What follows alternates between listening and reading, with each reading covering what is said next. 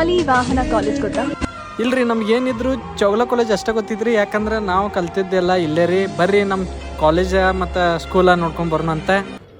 ನನ್ನ ಶಾಲೆ ಅಕ್ಷರ ಎದೆಗೆ ಬಿತ್ತಿದ ಶಾಲೆ, ಪ್ರಜ್ಞೆಯ ತಲೆಗೆ ನೂಕಿದ ಶಾಲೆ, ಬದುಕುವ ದಾರಿ ತೋರಿದ ಶಾಲೆ, ಎಲ್ಲರನ್ನು ಪ್ರೀತಿಸು ಎಂದು ಕಲಿಸಿದ ಶಾಲೆ,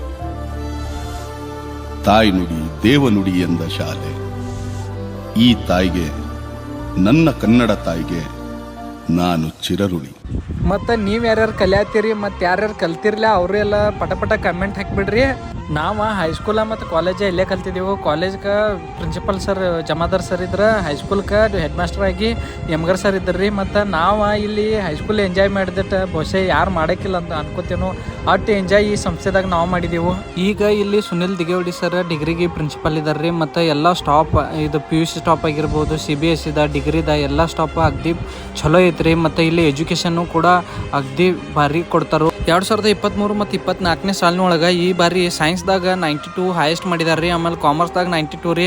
ಆಮೇಲೆ ಆರ್ಟ್ಸ್ದಾಗ 94 ಹೈಯೆಸ್ಟ್ ರಿಸಲ್ಟ್ ಆಗೈತೆ ರೀ. ರಿಸಲ್ಟ್ ಅಗ್ದಿ ಎಲ್ಲ ಜಬರ್ದಸ್ತ್ ಐತಿ. ಮತ್ತು ಈಗ ಅಡ್ಮಿಷನ್ ಕೂಡ ಸ್ಟಾರ್ಟ್ ಆಗಿದಾವೆ ರೀ.